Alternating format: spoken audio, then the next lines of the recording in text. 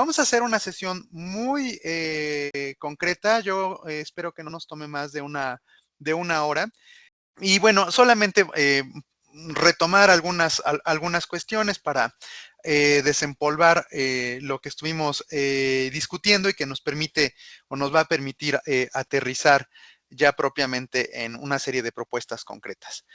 A nivel de antecedentes, ustedes recordarán, nosotros partíamos de un punto que es entender la dimensión más amplia de nuestro tema, que es la propiedad intelectual, entendida, decíamos, como un marco de referencia en donde entendemos que el objetivo es establecer una relación de tenencia, de propiedad respecto a los bienes que son originados única y exclusivamente por la actividad intelectual humana. Entonces, la propiedad intelectual nos va a servir como el punto de referencia, como el marco en donde vamos a ubicar, uno, la aparición de estos bienes intelectuales derivados, insisto, únicamente de la actividad intelectual humana, y que este humano va a estar en la facultad de usar, disfrutar y de disponer los bienes. Soy muy incisivo en esta idea de que el bien intelectual solamente proviene del quehacer intelectual de los humanos, porque, pues como ya ustedes lo han comentado y lo vamos a aterrizar en nuestras diapositivas, pues un bien generado por la inteligencia artificial, como pudiera ser un texto, no puede ser objeto de propiedad intelectual, ¿no? Entonces eso lo colocamos ahorita en el tintero y lo vamos desarrollando con más detenimiento en otras diapositivas. Entonces, dentro de la propiedad intelectual vamos a encontrar una serie de componentes, la famosa propiedad industrial, las variedades vegetales que se ocupan de la modificación genética o de la protección a la modificación genética de la vida vegetal, o la protección a expresiones colectivas, ¿no? Como pueden ser las expresiones culturales o los conocimientos tradicionales, pero nosotros no nos ocupamos de ver esas otras ramas, sino que nos ocupamos en específico del derecho de autor. Entonces, decíamos, el derecho de autor es uno de los componentes de la propiedad intelectual. O sea, no debemos confundir estos conceptos. Yo decía, es eventualmente fácil comprender, digo, combinar y confundirnos y pensar que propiedad intelectual es lo mismo que derechos de autor. No, no es cierto. La propiedad intelectual es el continente, ¿no? Y el derecho de autor es el contenido, ¿no? O sea, el derecho de autor está dentro de la propiedad intelectual, y el derecho de autor se ocupa de la protección de las expresiones humanas que se pueden materializar en la figura de obras literarias, de obras artísticas y de obras científicas. Ahora, comentábamos en su momento que no debemos confundir el concepto de obra literaria y que en la dimensión del derecho de autor, la obra literaria se refiere a lo que se escribe con letras y con números, no así a un género literario, ¿no? Entonces, nosotros en derecho de autor no protegemos a los géneros literarios, sino a las expresiones literarias. Y por expresiones literarias entendemos las que se escriben con letras y con números. Por tanto, es muy común, como en el caso de nuestra ley autoral mexicana, que no se considere propiamente a la obra científica como un objeto de protección.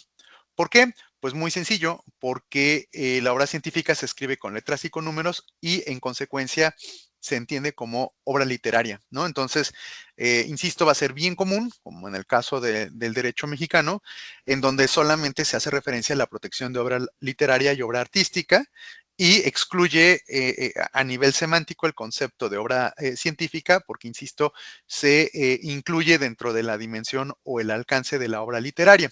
Ahora, ¿cómo es que se protege la obra? Acuérdense ustedes que la obra nace de la voluntad de quien la crea, insisto, un ser humano que tiene el ánimo, tiene la voluntad, tiene la libertad de crear una obra, y que esa obra, digamos, va a ser el resultado de un proceso de asistencia de algún tipo de técnica. O sea, por ejemplo, nosotros, los que tenemos la habilidad de escribir, ¿no? Bueno, pues entonces la técnica de la escritura se convierte en el medio que nos permite materializar nuestra voluntad de escribir, ¿no? Entonces, digamos que la propiedad no va en términos del conocimiento o más aún del dominio de la técnica, en mi ejemplo, de la escritura, sino más bien va en el sentido de lo que deriva de la ejecución de esa técnica, ¿no? Entonces, si yo escribo, pues la consecuencia es el escrito, ¿no? Entonces, la técnica es la escritura y la consecuencia es el escrito. Y el escrito es la materialización de mi voluntad de escribir y claro que esta voluntad pues está antecedida del conocimiento de aquello que yo deseo materializar en la figura de un escrito. Entonces, para que nosotros podamos proteger la obra es porque se ha hecho uso de alguna técnica, decía yo, la composición musical, la técnica del dibujo, lo que ustedes dispongan y manden, ¿no? Y que se materializa la obra y típicamente esa materialización se logra por algo que se conoce en la ley como la fijación, ¿no? Entonces la fijación es cuando, pues literal, salta del mundo de las ideas al mundo de lo palpable esa voluntad y no nada más se plasma la obra, sino que al plasmarse la obra puede venir un tercero, inclusive en un momento diferente a aquel en el que se creó la obra y apreciar la obra.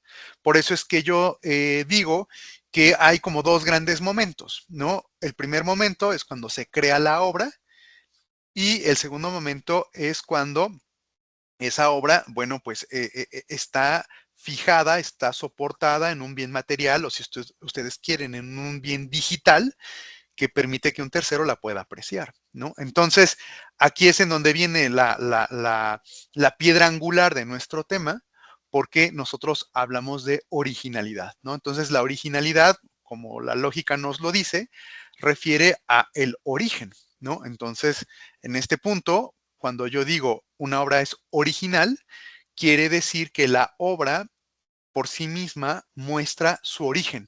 ¿Y quién es o cuál es el origen de la obra? Pues el que la crea o quien la crea, ¿no? Entonces, originalidad, y yo les pedía en su momento que tuvieran esa precisión, de ninguna manera es sinónimo de novedad.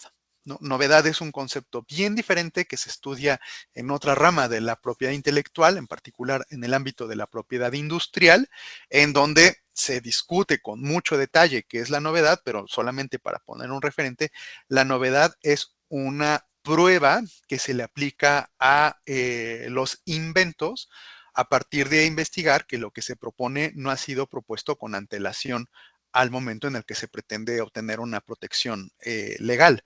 Acá no hablamos de novedad, nosotros hablamos de originalidad en el sentido de que la obra muestra por sí misma su origen y el origen es la persona, donde la persona pues proyecta, si me permiten esa expresión, proyecta sus rasgos o sus características personales sobre su obra, ¿no? Entonces, aquí la lógica nos dice que pues más de una persona puede estar hablando exactamente del mismo tema, pero cada persona lo aborda de una manera diferente, y aquí sí debo decirlo en términos legales correctos, cada quien lo aborda de una forma original, ¿no? Original es porque cada uno lo aborda desde su propia dimensión, desde su propia perspectiva, desde sus propias experiencias, de sus propios conocimientos, sean estos limitados o exhaustivos en el tema, ¿verdad? Entonces, claro que puede coexistir 2, 3, 5, 10 obras sobre la misma temática,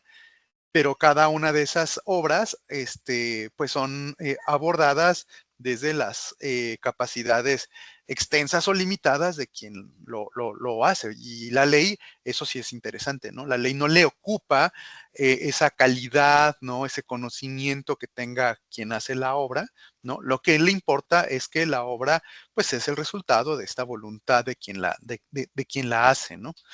Ahora bien, tan pronto se combinan estos factores de originalidad más fijación, entonces tenemos protección. Y esta es una protección universal. Y esto eventualmente puede causar un poco de ruido, decíamos en su momento, porque acuérdense ustedes que esta es una protección automática. Lo que quiero decir, y así lo dice la ley, artículo 5 de la Ley Federal del Derecho de Autor en México, dice que la obra tan pronto satisface los requisitos de originalidad y fijación, automáticamente se protege. En otras palabras, yo no necesito como autor pasar por un proceso administrativo ante una autoridad en materia autoral para obtener de esa autoridad un certificado de propiedad autoral. ¿Va? Entonces, el simple hecho de que yo ahora mismo esté tomando algunas notas, bueno, pues esas notas ya como tienen elementos de originalidad y están fijadas, ¿no? En este soporte, llámenle ustedes hoja de papel, o si alguien está tomando notas en su computadora, bueno, pues ya son causa suficiente para que esa obra esté protegida en beneficio de ustedes. Y decíamos, bueno, ya si ustedes quieren ser muy cuidadosos en el ánimo de tener un certificado de propiedad, bueno, claro que se pueden ustedes acercar al Instituto Nacional del Derecho de Autor como eh, una entidad de la administración pública dependiente de la Secretaría de Cultura, y ellos con todo gusto en 2, 3 horas les expiden un certificado de propiedad autoral a cambio de un pago de 250, 300 pesos mexicanos, o sea, algo muy, muy accesible, ¿no? Pero con esto que estoy diciendo de la protección automática, pues si lo llevamos a un nivel muy extenso, pues ya ustedes podrán imaginar que pues todo lo que esté, pienso yo, en Internet, pues va a ser objeto de protección por derecho de autor, independientemente de su calidad, de su mérito, de su destino, de la inversión que haya hecho quien haya creado esa obra en términos de tiempo, de dinero, para crear la obra, ¿no? Entonces, todo, absolutamente todo lo que podamos nosotros considerar como obra literaria, ya está protegido por derecho de autor, e inclusive me atrevería a decir, aunque su autor no lo quiera, ¿no? O sea, ustedes podrían decir, no, es que yo escribo, a mí lo que realmente me ocupa es que la gente use libremente la obra. Ah, no, pues fíjese que esa obra, aunque usted no quiera, ya está protegida, ¿no?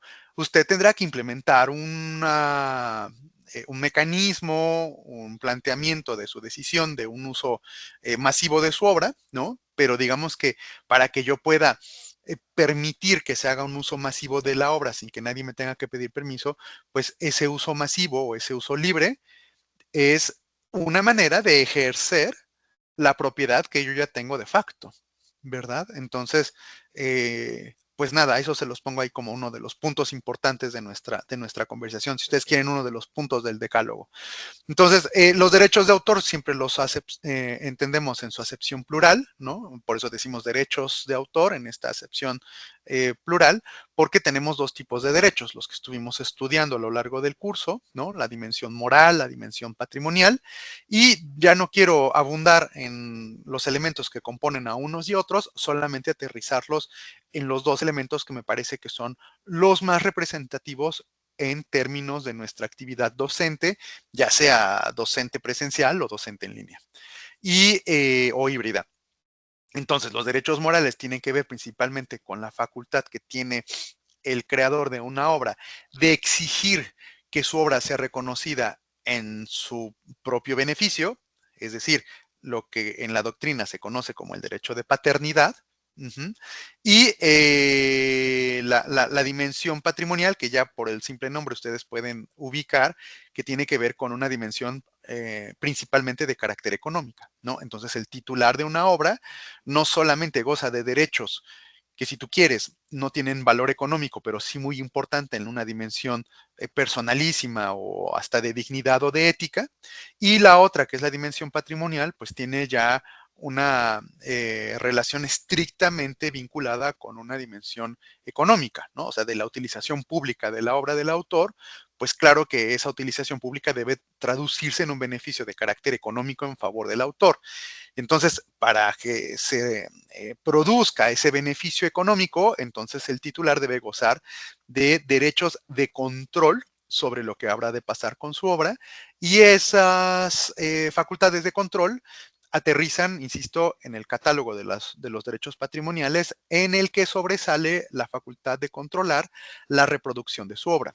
Esto es, y lo comentábamos en su momento, en la medida en que el autor decida o controle la generación de ejemplares de su obra, donde los ejemplares se habrán de vender como unidades, bueno, pues esas unidades y los beneficios económicos que se genere de su comercialización, pues deben representar proporcionalmente un beneficio al favor de quien la crea, a partir, si ustedes quieren, de la figura de las regalías o de otra modalidad económica que ustedes puedan tener en la mente, pero que al final del día, insisto, debe repercutir económicamente en favor de quien crea la obra. Entonces, los derechos de autor pues tienen esta doble dimensión, decía yo, una dimensión, si tú quieres, romántica, muy enfocada a la visión de la dignidad de la persona, ¿no? Y la otra totalmente materialista, por no decirla con su nombre, totalmente capitalista, ¿verdad? O sea, es el generar un beneficio económico. Entonces, el autor goza de esta doble dimensión a partir del momento, decíamos, en que la obra es protegida, y acuérdense, pues protegida porque es original y porque está fijada en un soporte material. Ahora bien, lo que también es muy importante es ubicar que esta doble dimensión de los derechos de autor impacta igualmente en una diferente acepción de las vigencias de los derechos. Mientras que los derechos morales tienden a la perpetuidad, los derechos patrimoniales tienen una vida limitada. Entonces, por ejemplo, yo decía, el derecho de paternidad. Ah, bueno, pues el derecho de paternidad es un derecho moral. Entonces, el derecho moral de paternidad se extiende a la perpetuidad.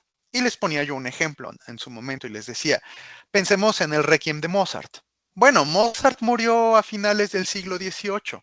Pues sí, pero ya estamos centrados en el siglo XXI. Ah, pues no importa.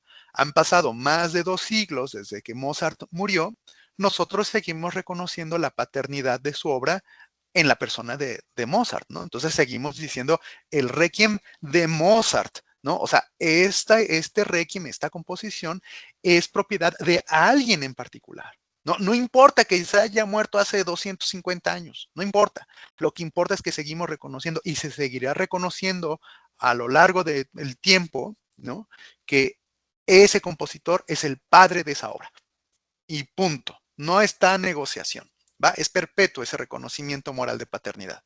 Pero, la capacidad de la obtención de un beneficio económico derivado de la utilización pública de su obra, ahí sí que está restringida en el tiempo. Entonces, cuando esa obra, digamos, se utiliza en el contexto mexicano, no importa que haya sido compuesta en Viena o en donde quiera que haya sido compuesta, bueno, toda la obra, y este es un punto importante, ¿no? Y váyanlo aterrizando en su actividad docente, ¿no? No importa de dónde tú obtengas la información, no importa si es europea, si es sudamericana, si es asiática, no importa de dónde tú tomes tus obras para tus actividades docentes o de investigación, todas esas obras extranjeras, y ni qué decir las mexicanas, por supuesto las mexicanas, se regulan por la ley mexicana. ¿Va? Entonces no voy a poder yo importar, si tú quieres, criterios legales extranjeros para aterrizarlos en mi práctica docente mexicana, ¿no? Entonces toda la obra extranjera se protege como si fuera nacional, como si fuera mexicana. Entonces, en ese sentido, y regresando un poquito al ejemplo del Requiem de Mozart, digo, bueno, a ver, entonces, ¿cuánto tiempo tiene de protección patrimonial el Requiem de Mozart? Ah, muy sencillo. Entonces, es del momento en el que se crea la obra, acuérdate, fijación, originalidad más fijación, entonces empieza a correr el plazo de protección hasta la muerte de quien haya creado la obra, ¿no? En mi ejemplo, Mozart. Perfecto. Entonces, yo creo que a cualquiera nos puede suceder, y es lo más común, que la gente se sepa el año en el que muere la persona, pero no el día y el mes en el que muere la persona, ¿va? Entonces, yo te podría decir que lo que yo me acuerdo, Mozart murió en 1791, pero no me sé el día y el mes, ¿verdad? Eso es bien difícil. Entonces, en ese sentido, lo que la ley dice es, vamos a proteger hasta la conclusión del año civil, ¿no? En el que fallece la persona. Entonces, para la ley, la obra se protege hasta el 31 de diciembre del año en el que haya fallecido el autor, independientemente de que se haya muerto el 2 de enero de ese año. O sea, como que si tú quieres, la ley le regala todo el lapso hasta la conclusión del año civil, y ese lapso lo considera como parte de la protección de por vida, más 100 años que se cuentan a partir del primer día del siguiente año civil en el que falleció el creador de la obra. Entonces, este cálculo civil es bastante cómodo para los efectos de comprensión del lapso de protección. Entonces, ¿qué quiero decir con esto? De que a partir de la fijación de la obra hasta el término de la vida del autor, más 100 años, pues quiero decir que nadie, excepto él y eventualmente sus herederos, podrían ejercer los derechos patrimoniales, como puede ser en el caso particular de nosotros, el de reproducción. O sea, yo no puedo hacer copias, yo no puedo hacer ejemplares de la obra que está en este velo de protección, ¿no? Ya sea de por vida o en facultad de sus herederos, ¿va? Entonces, eso es, ¿no? O sea, hay que ubicar esa doble temporalidad, ¿no? La dimensión moral como perpetua y la patrimonial como limitada, pero en los términos que lo he planteado. Ahora, ¿qué es lo que puede hacer el autor en la vigencia de sus derechos autorales? Bueno, pues lo más común, y esto ya está muy vinculado a nuestro quehacer docente, bueno, ¿qué es lo que puede hacer el autor? Pues típicamente ceder esos derechos para efectos de que la obra se reproduzca. Esto es, pensemos nosotros en un ambiente de investigación, pues tienes a un investigador o una investigadora que escribe un documento, pues sí, pero ese documento lo escribe en hojas tamaño carta en su Word, ¿no? Times New Roman, 12 puntos, espacio y medio. Y pues eso es una versión que dista mucho de la versión que nosotros vamos a encontrar en la librería, ¿no? La librería ya tiene una versión pues propiamente editada, ¿no? Visualmente muy agradable, ¿verdad? Entonces ha pasado por un proceso de adecuación del texto crudo, si tú me permites esa expresión, a un texto pues con ya una intervención editorial muy considerable, que eventualmente la intervención editorial es todo, ¿no? O sea, tú vete a ver un libro de niños, ¿no? Y es hermoso un libro de niños porque contiene cualquier cantidad de intervenciones de diseño, ¿no? Que dista mucho de la palidez de un texto Times New Roman 12 puntos en hoja tamaño carta, ¿verdad? Entonces, para llegar a ese nivel, ¿no? De presentación gráfica de la obra, pues el autor sí que tiene que ceder sus derechos, pero estas sesiones tienen una característica.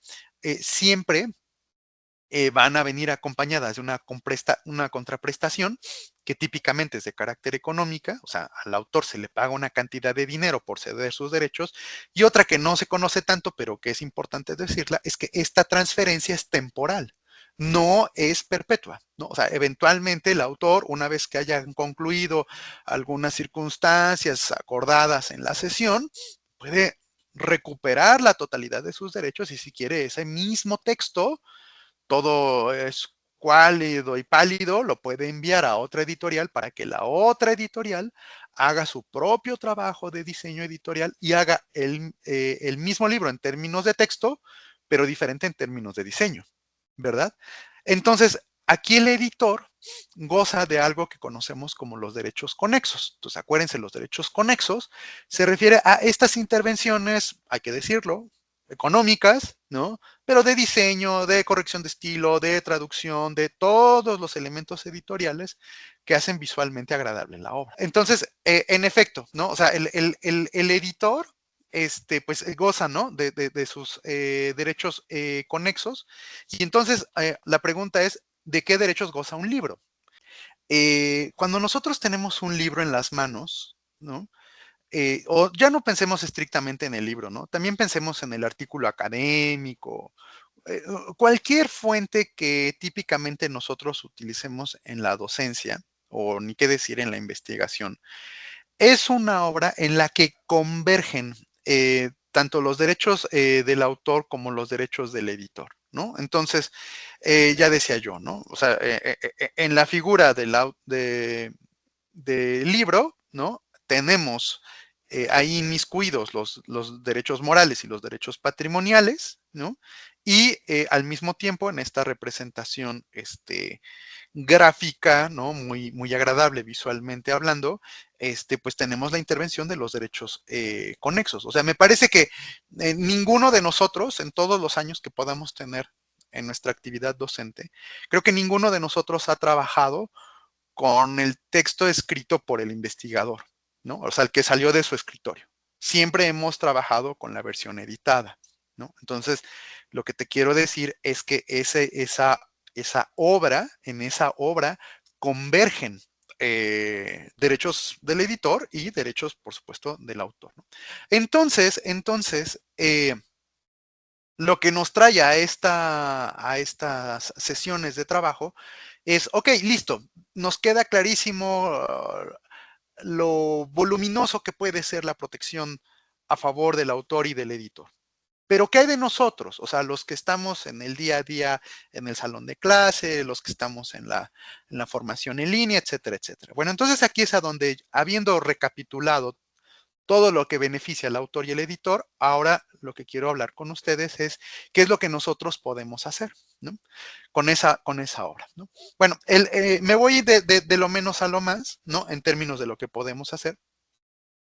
Y el primer escenario es el uso libre de la obra de terceros cuando la obra ha caído en el dominio público, ¿no? Entonces, recuerden ustedes que yo les hablaba de la temporalidad de la vigencia de los derechos, ¿no? Y entonces decía, bueno, la dimensión moral es perpetua, ¿no? Y ponía el ejemplo del Requiem de Mozart, ¿no? Pero la dimensión patrimonial es limitada, ¿no? Entonces, no solamente la dimensión patrimonial es limitada, sino que también la dimensión de los derechos conexos también es limitada en el tiempo, ¿no? Entonces, los derechos conexos tienen una vigencia de 50 años a partir del momento en el que la obra se publica, ¿no? Se hace accesible legalmente a el mercado, ¿no? Entonces aquí yo les traigo el ejemplo, que ya también lo habíamos comentado, de la reimpresión de la Biblia de Gutenberg, ¿no? Entonces, bueno, la Biblia de Gutenberg se ha de haber impreso pues, a finales del siglo XV, ¿no? No, sí, 1440 y tantos, ¿no? Entonces, pues claro que ya que se superacabaron los derechos patrimoniales y los derechos conexos de Gutenberg, ¿no? En su calidad de editor o de impresor. Entonces viene una editorial, ahí ustedes no sé si alcancen a ver en la fotografía, hasta abajo, dice Tasken, ¿no? Porque Tasken es una editorial alemana, ¿no? Que seguramente muchos de ustedes conocen porque hacen libros visualmente muy agradables, ¿no? Y ellos hacen lo que conocemos legalmente como un facsímil, ¿no? O sea, hacen la reimpresión idéntica, ¿no? En este ejemplo, de la obra de Gutenberg, y bueno, la venden, ¿no? Yo les decía, si les sobran 3,000 pesos, váyanse a la Gandhi y se compran la reimpresión de la Biblia de Gutenberg tal cual se visualizaba, ¿no? En su versión original de finales del siglo XV, ¿no? Entonces, eh, ahí no habría, por decirlo de alguna manera, ningún inconveniente del uso de la obra de Gutenberg, ¿no? La original, eh, y siempre reconociendo el derecho de paternidad. Pero acá es en donde tú me vas a decir, pues qué bueno que se acabaron los derechos de los autores y de los editores respecto a las obras que se publicaron hace más de 100 años, pero pues en mi práctica docente yo lo que menos uso es obra antigua. Yo uso obra contemporánea, ¿verdad? Entonces, aquí es en donde entra el segundo escenario, que es el más importante para nosotros. El escenario del uso libre de obras de terceros, pero obras contemporáneas, ¿no? Y cuando digo contemporáneas, quiero decir aquellas que sus derechos morales y patrimoniales están en plena vigencia, ¿verdad? Entonces, para poder hacer el uso de una obra en donde particularmente sus derechos patrimoniales, ya no hablo de los morales, porque los morales son perpetuos sin consecuencias, son intocables, pero a donde realmente me importa hablar con ustedes es de la dimensión patrimonial, o sea, la que implica un beneficio económico para el autor. Bueno, en la plena vigencia de los derechos patrimoniales del autor, nosotros, los terceros, los ajenos, los no escritores, podemos invocar una figura de la doctrina que se llama uso libre. ¿Qué es el uso libre? Bueno, es, yo digo, el escenario ideal, ¿no? ¿Por qué? Porque la concesión del uso libre es que podemos hacer uso de la obra sin pedir permiso al autor y eventualmente al editor y sin remunerarlo, ¿no? Entonces, pues eso suena como, dicen sus alumnos, suena épico, ¿no? O sea, sin pedir permiso, sin, o sea, yo hago lo que quiero, literalmente, ¿no? Pero, para que yo pueda hacer el ejercicio del decir del uso libre, o sea, de estas dos premisas, yo tengo que atender tres criterios que son los que les estoy colocando en la diapositiva, ¿no? Si ustedes quieren, esta diapositiva es la más importante, no nada más de esta sesión, sino de todo el curso, ¿no? Entonces, para poder hacer el uso libre, uno, tengo que usar la obra sin afectar los derechos morales. Entonces tú dirás, ¿y cuáles serán los derechos morales? Acuérdate, muy sencillo, yo te lo puse, derecho de paternidad. Entonces, la pregunta es, ¿cómo yo uso la obra sin afectar al derecho moral de paternidad? Y la respuesta ya la tienes, citando la obra. Entonces, la citación se convierte en tu llave mágica para poder abrir la puerta que te permite el uso libre. Pero entonces tú me vas a decir, ay, pero eso yo ya lo sabía. No, no, no. A ver, espérame tantito. ¿Por qué? Porque la citación tiene que ser invariablemente mesurada. Entonces, yo comentaba con ustedes en algún momento, acá no se trata de saber o poner a prueba tus conocimientos en términos del manejo del estilo APA o MLA o Vancouver o el que tú uses. No, aquí de eso no se trata.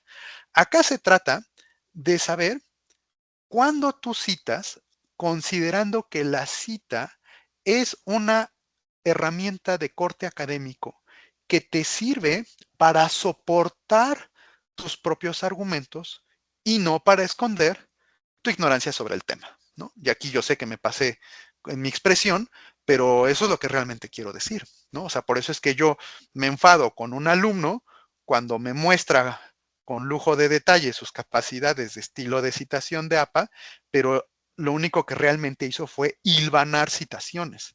Y eso no sirve, ¿no? Lo que sirve es cuando quien cita toma partes minúsculas del decir de un tercero y si tú quieres a partir de esas citas va construyendo un discurso que le sirve a quien está creando una nueva obra como una manera de soportar su propio decir. Por eso yo decía, construyes, si tú quieres, a partir de citas, una serie de silogismos que te sirven como cimientos para la construcción de tus propios argumentos, ¿no? Entonces, sí que la cita es una herramienta que te abre el uso libre, pero, no se trata de citar, ¿no? Sino siempre de una manera mesurada, porque la misma ley dice, cuando cites, pues tienes que ser cuidadoso de que no se pueda considerar como una reproducción simulada o sustancial. Y entonces a lo mejor alguien aquí me preguntaría, oye, pero ¿qué acaso no hay porcentajes, no hay como un número limitado? No, la respuesta es un no absoluto. Porque si yo te digo, vamos a citar el 10% de la Biblia, pues ya no sé qué versión de la Biblia tengas, ¿no? Pues si yo me pongo a buscar acá, a lo mejor yo tengo la Biblia, la versión latinoamericana y tiene 4,000 hojas, ¿no? Y el 10% de 4,000, pues ya son 400, ¿no? Entonces, pues no, yo nunca puedo hablar de porcentaje. Yo estoy totalmente en contra de hablar de porcentajes de citación, no porque yo lo diga, sino porque la ley no lo dice, ¿no? Entonces, aquella persona que dice que se puede citar en tantos o cuantos porcentajes, pues yo no sé de dónde sacó esos porcentajes, porque la ley nunca lo dice, ¿no? Y si tú me dices, es que en número de palabras, pues lo mismo, ¿no? O sea, yo no te puedo decir, vamos a citar 5 palabras, ¿no? Porque como les ponía en algún ejemplo en alguna ocasión, pues sí, 5 palabras de un poema de 20 palabras, pues ya me llevé el 25%. Entonces, ni número de palabras, ni porcentajes. Solamente lo que realmente te sirve a ti para soportar tus argumentos. Si tú quieres citar, ¿no? Para decir, pues es que yo le traslado la responsabilidad a quien cito de lo que estoy poniendo, pues eso, si tú te das cuenta, ya no provoca que tu obra sea original. Segundo punto de esta prueba del criterio triple para poder gozar del uso libre es que cuando hagas este uso de la obra del tercero, no debes afectar los intereses económicos. ¿Cuál es el interés económico por excelencia? Pues el beneficio que le correspondía por la comercialización de los ejemplares. Si yo fotocopio un libro en su totalidad, ¿cuál es la afectación? Pues que ya ese autor ya no va a recibir el porcentaje que le correspondía por la comercialización del ejemplar que yo ya no compré. Entonces, allá hay una afectación directa a sus intereses económicos. Y el tercero son los casos especiales. ¿Cuáles son esos casos especiales? Pues ya los que les estoy diciendo, ¿no? O sea, la citación en sí misma es un caso especial, ¿no? Entonces, con esto quiero mostrar esta diapositiva en donde yo me pregunto quiénes son los beneficiarios del uso libre, ¿no? Y se los pongo de la manera más simple que lo he podido representar de manera gráfica. La investigación no es igual a la docencia, ¿no? Esto lo hemos discutido, ¿no? La investigación típicamente es un ejercicio de corte individual, ¿no? Más privado, ¿no? O sea, yo investigador, pues me enfrento a mi propio documento y voy generando un escrito, ¿no? Y la docencia es un evento de carácter público, ¿no? O sea, típica, ahora mismo, ¿no? Somos 30 personas, cuantos podamos ser en este espacio. Entonces yo creo que lo que menos tiene esta actividad es que es una actividad personalísima, ¿no? De uno a uno, ¿no? Como puede ser la relación del investigador con su documento, ¿no? Si no estamos, aunque en un espacio controlado, me parece que es público, ¿no? Entonces, yo lo que quiero decirles es que la investigación no es igual a la docencia y ahí les va. Los beneficiarios del uso libre no son los docentes, ¿va? O sea, la ley claramente lo dice, ¿no? O sea, yo desde la docencia no puedo invocar la prueba del criterio triple. Y entonces aquí es a donde ustedes podrían decir, ¿cómo? Entonces, eh, estos legisladores están equivocados, vamos a tomar la Cámara de Diputados y vamos a quemarla, porque no nos consideraron a nosotros los docentes y solamente consideraron a los investigadores. No, de hecho es algo más complejo que eso. No sé, es algo más complejo que salir a la calle con pancartas. Miren ustedes. ¿A qué nos invita el derecho de autor en la actividad docente? A ser investigadores. Y esto es algo que ustedes ya hacen, ¿no? Entonces, ser docente, y bueno, qué bueno que cayó en estos días, ¿no? Ser docente es algo realmente complejo. Y así lo entiende la ley. ¿Por qué? Porque para dar clase está antecedida esa actividad por un montón de trabajo. Y el trabajo que antecede a ponerse frente a un grupo, como ustedes lo hacen cotidianamente, implica que ustedes estudiaron, implica que ustedes investigaron y que en sus investigaciones, como no es la opinión de ustedes, sino lo que se dice académicamente sobre el tema, pues ustedes lo que hacen es que articulan los conocimientos que les anteceden en el tema que van a exponer y en ese sentido citan el trabajo de quienes les anteceden en la disciplina y derivado de eso ustedes crean nuevos contenidos. Entonces, por decirlo de alguna manera, se genera una obra nueva que ya es de su totalidad, no, ya es de su propiedad total, es lo que quiero decir, ¿no? Entonces, si yo estoy armando cursos de educación a distancia, pues quiere decir que yo hago mi investigación, no quiero caer en un soliloquio, sino que cito el decir de terceros y articulo el decir de terceros con mi capacidad cognoscitiva, construyo un discurso que se convierte a sí mismo en una obra nueva y yo soy propietario absoluto de esa obra nueva y tan propietario soy que ahora voy y me expongo ante una audiencia llamado colectivo de alumnos, ya sea de manera presencial o a distancia, y expongo lo que es mío, ¿no? Pero digo mío en el sentido de que pues yo fui el que articuló los conocimientos de quien me anteceden y a lo mejor hasta le imprimo un estilo propio de enseñar esa materia. Entonces yo digo que ser docente es cosa seria, ¿no? Porque como decimos coloquialmente en la UAP, se trata de arrastrar el lápiz, ¿no? Entonces, y ya la investigación, pues insisto, es el antecedente de la docencia, ¿no? Entonces, por eso es que en esta diapositiva yo decía, pues no es lo mismo una cosa que la otra, sin embargo, sí debo decir que la investigación es el antecedente de la docencia, ¿va? Entonces, ese sería, por decirlo de alguna manera, el segundo escenario que yo quería comentar con ustedes y quizá es el más sustancial. Y la invitación que nos hace la ley en este sentido es a que nosotros seamos originales, ¿no? Es decir, que nosotros seamos el origen de una obra nueva y esa obra nueva, al ser total propiedad de nosotros, entonces podemos hacer con ella lo que querramos, incluido dar clase con ella, ¿no? Tercer escenario, el escenario de los Creative Commons, algo que seguramente ustedes han escuchado en muchas ocasiones, en donde lo que hacemos es, a ver, de ninguna manera los Creative Commons son una modalidad que se opone al derecho de autor, sino que por el contrario, lo que hacen es que el autor, en el pleno goce de los derechos morales y patrimoniales, consiente que un tercero use su obra sin que le pida permiso, ¿verdad?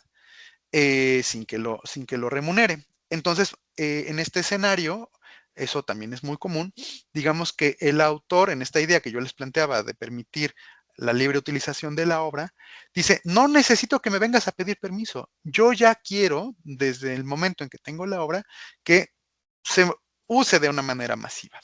Sin embargo, estas licencias Creative Commons son, digamos, modalidades, ¿no? En donde el autor consiente, sin que se le haya cuestionado en el uso libre de la obra, pero nunca consiente o nunca renuncia a sus derechos morales, ¿no? Por eso es que ustedes en esta gráfica, que trata de representar visualmente los diferentes tipos de las concesiones que otorga el autor, verán este muñequito, ¿no? Que abajo de la circunferencia dice by, ¿no? Como una manera de decir por, ¿no? O sea, yo, el usuario, siempre tengo que reconocer que esto fue hecho por sutanito, o sea, lo que conocemos como la citación. Entonces, de nueva cuenta, la citación se apersona como un factor sustancial para permitir el uso libre de la obra, pero la citación tampoco te exime de hacer otras cosas, ¿no? Como la no afectación a los intereses económicos, etcétera, etcétera. A eso me refiero. Cuarto escenario, cuando eventualmente tú como profesor te enfrentas a la circunstancia en donde eh, la obra no está en el dominio público, o sea, es una obra contemporánea, quieres usarla en una dimensión excesiva, quiero decir, más allá de lo que te permite el uso libre, o sea, por ejemplo, te la voy a poner así, tú quieres que tus alumnos lean el capítulo 3 del libro tal, o peor aún, tú quieres colocar el libro completo de texto, ¿no? O un libro completo, ¿no? Porque, pues, para eso están los sistemas que tenemos, ¿no? En términos educativos, y pues, no importa, pueden caber 5, 10, 15 megabytes, ¿no? Entonces tú quieres subir el libro completo, ¿no? Y entonces la ley, pues ahí levantaría la ceja la ley porque diría, a ver, espérame tantito, o sea, si tú subes el texto completo en una plataforma electrónica, lo mandas vía WhatsApp a tus alumnos, entonces los alumnos que van a comprar, ¿no? Entonces ya automáticamente esa distribución electrónica gratuita del libro se traduce en una afectación directa que merma el beneficio económico que le correspondía legítimamente al autor. Y acá quiero ser enfático.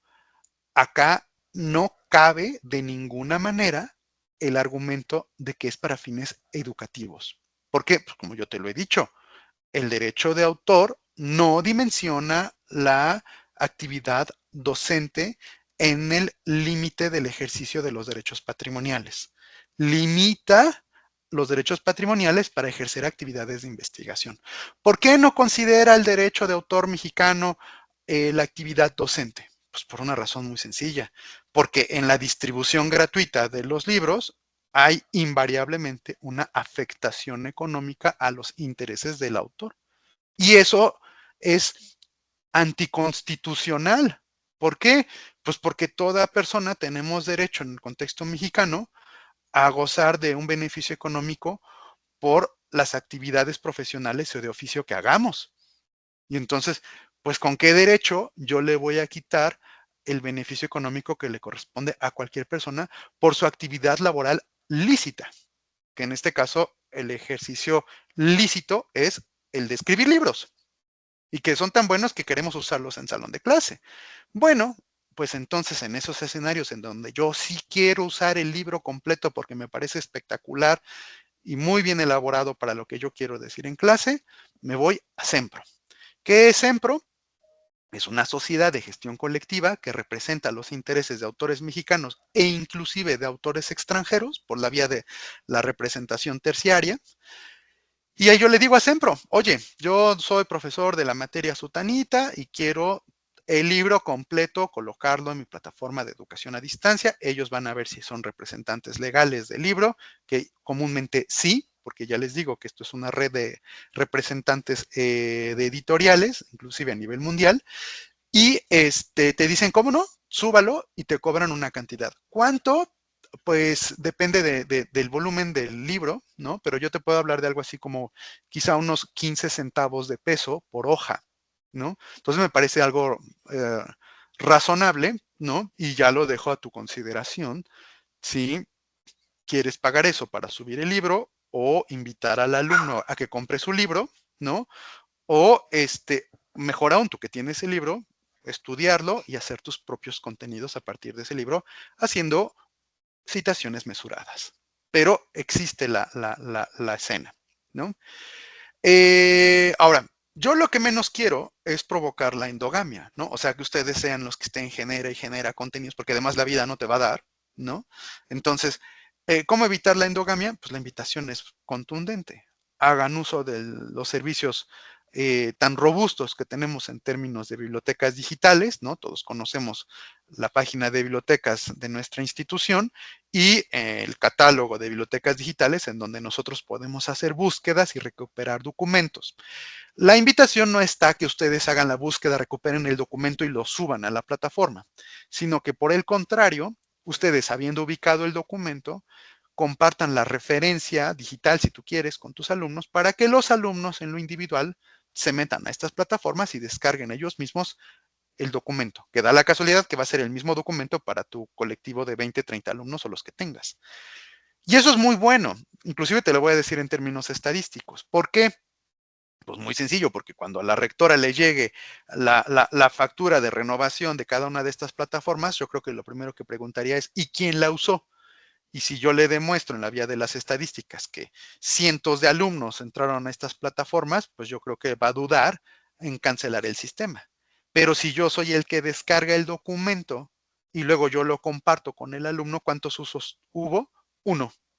Y entonces ahí en términos estadísticos va a decir, pues como para qué pagó una plataforma que nada más una persona la usó, ¿no? Entonces, pues que se cancele. No, por eso es que la invitación tiene muchas razones, ¿no? Y entonces, la invitación es a que hagan uso de estas plataformas, ubiquen ustedes con todos sus criterios académicos, valoren lo que están visualizando y inviten a los alumnos a que, y entonces ya tiene el alumno una riqueza de contenidos, la primera, la más importante, al menos a mí me lo parece, que es la tuya, y segundo, para evitar la endogamia, la invitación a la lectura de documentos de terceros que son de muy alta calidad porque tú los has evaluado y a los que tiene acceso la comunidad, gracias a la membresía institucional que se tiene a una vastedad de recursos de información científica de muy alta calidad, ¿no?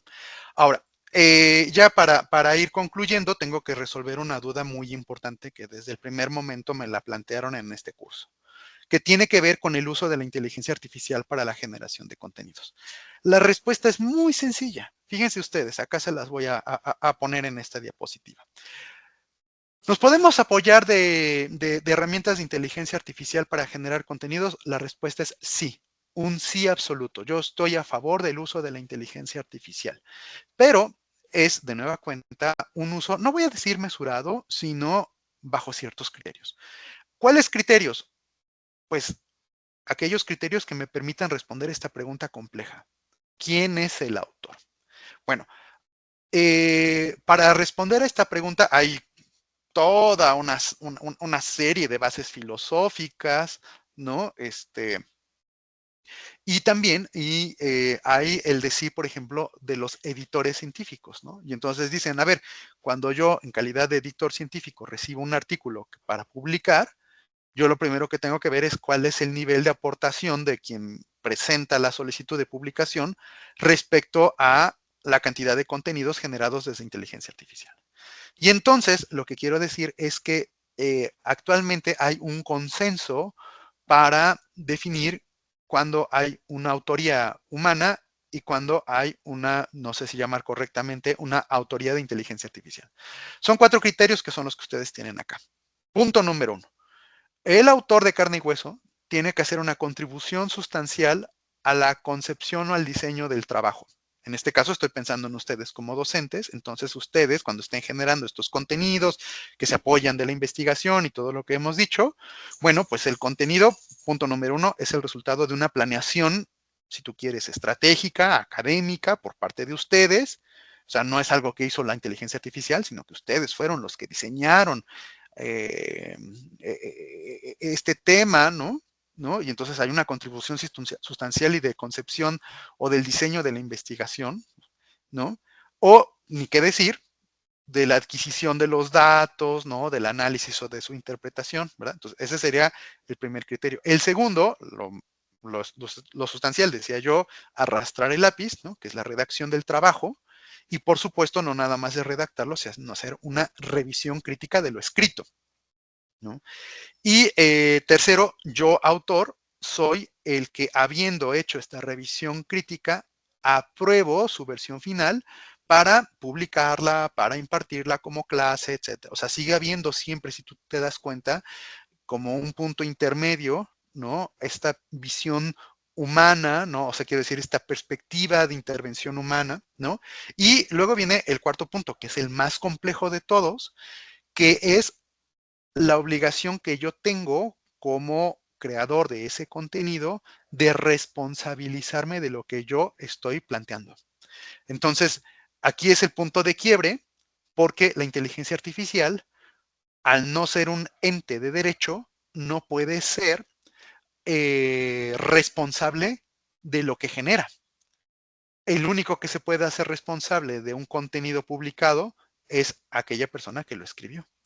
Entonces, digamos que la responsabilidad legal, si tú quieres, es el criterio sustancial que permite que el autor diga, yo lo escribí, yo me responsabilizo de lo dicho, y por qué no decirlo. Si esa obra amerita un reconocimiento, pues ¿a quién le vamos a dar el reconocimiento? Pues al que la creó, pero en sentido inverso. Si esa obra necesita una reprimenda porque cayó en excesos, hay plagio, etcétera, etcétera, pues también hay un responsable, ¿no? Entonces, mi invitación en este punto, y con esto concluyo, es sí usen la inteligencia artificial, pero como una herramienta de apoyo y no como una herramienta que los sustituya, ¿va? Bueno, pues con esto concluyo, logré mi objetivo de aterrizar los puntos sustanciales en una hora. Y doctora Leti, no sé si tengamos algún momentito para escuchar intervenciones de quienes nos acompañaron en esta sesión. Claro que sí, no sé si alguno de los participantes o las participantes guste compartirnos alguna pregunta al doctor. Adelante, por favor.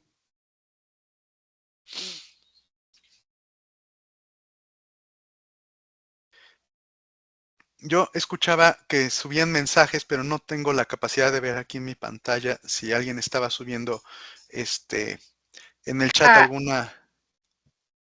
no, no hay preguntas en el chat. Veo que todo quedó Bueno, súper claro. Adelante, adelante. yo solo tengo una duda.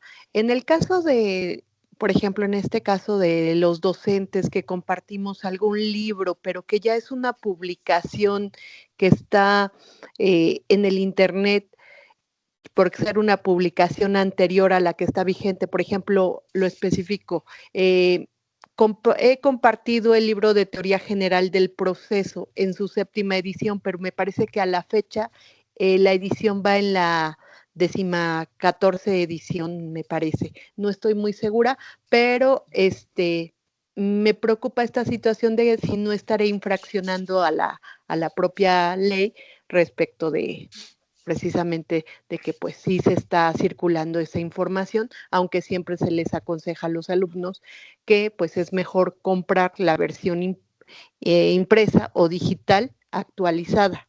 Muchas gracias. Gracias, doctora. Bueno, a ver, aquí usted comentó un punto sustancial que nos permite tomar un criterio. Dice, van en la edición 14. Entonces, cada edición renueva la vigencia de los derechos conexos, porque decíamos, los derechos conexos se contabilizan a partir de que se difunde legalmente la obra. Entonces, cada vez que se hace una nueva edición, se renuevan los 50 años en favor del editor, ¿no? No sé, por Rúa o quien quiera que sea.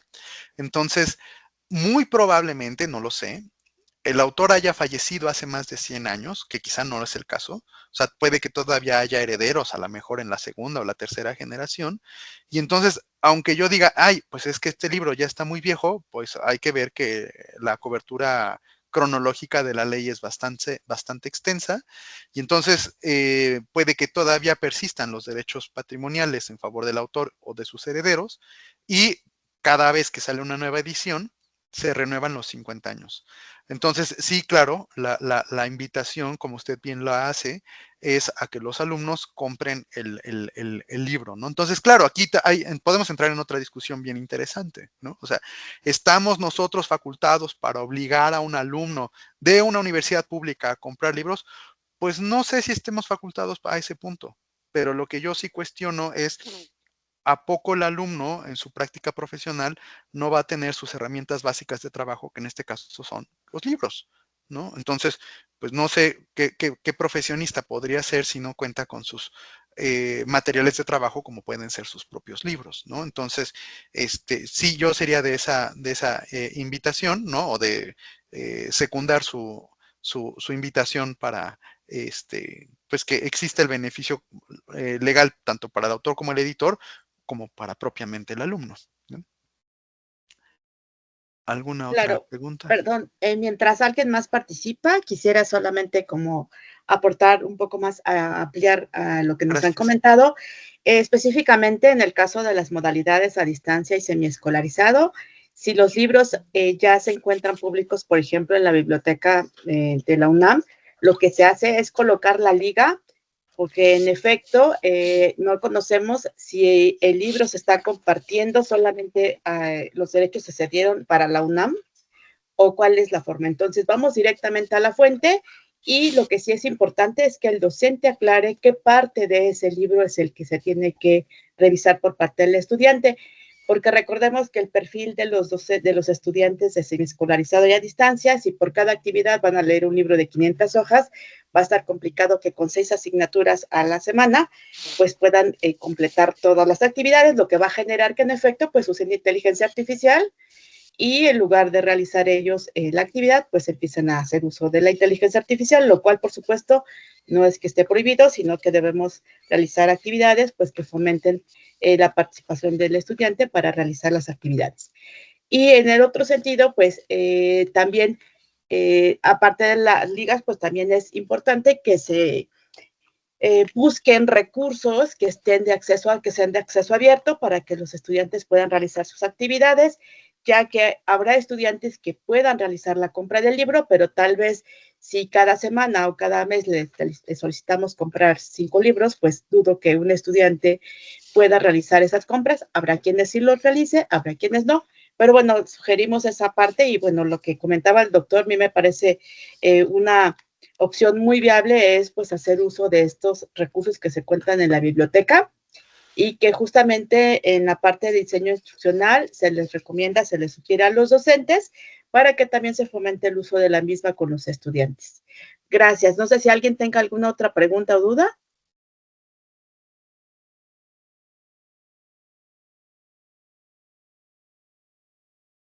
Perfecto, pues creo que no, doctor. No sé si alguien más tenga algún comentario. Parece que no. No, pues por mi parte quedó claro. Muchas gracias. Gracias. Gracias, doctor. También por mi parte está claro. Felicidades, excelente Al contrario. exposición. Igualmente, felicidades a todos y a todas por su día. Y yo voy a escribir aquí en el chat mi correo electrónico. Yo estoy a sus órdenes. Si alguien tiene alguna duda en particular o desea que hagamos algún ejercicio de búsqueda de información, estoy a sus órdenes. Nos podemos coordinar en una cita. Yo estoy en la torre de gestión universitaria en el 6º piso, en la Vicerrectoría de Investigación. Entonces, de tiempo completo estoy a sus órdenes. Pues muchas gracias, Muchas doctor. Gracias. Por sus comentarios. Seguramente muchos docentes lo contactarán para asesoría personalizada. Les queremos agradecer su presencia porque, como comentaba al inicio, pues este día es de descanso, pero por el interés de profundizar en este tema, estoy seguro que todos están atentos a este curso. Gracias al doctor Ricardo Villegas Tobar por el tiempo concedido para este curso y, por supuesto, a la Vicerrectoría de Investigación y Estudios de Posgrado, al doctor Ignacio por habernos compartido a ese talento humano que tiene la Vicerrectoría. Y bueno, pues les comparto que una vez concluido el curso en plataforma, se les hará llegar un correo con los datos acerca de la acreditación, de la asistencia, etcétera. Y a través del correo electrónico, la maestra Erika Juárez Hernández les hará llegar la fecha en que les entregaremos su constancia. Y pues, sin más, les agradecemos, aparte de la Vicerrectoría de Investigación y Estudios de Posgrado, la Dirección General de Cómputo y Tecnologías de la Información y Comunicación, les agradece su presencia y pues hasta pronto. Seguramente el doctor ya tendrá algún curso número 2 en el que podemos profundizar sobre el tema abordado. Muy Muchas bien. gracias y Sigo que a sus tengan buen órdenes. día. Hasta pronto.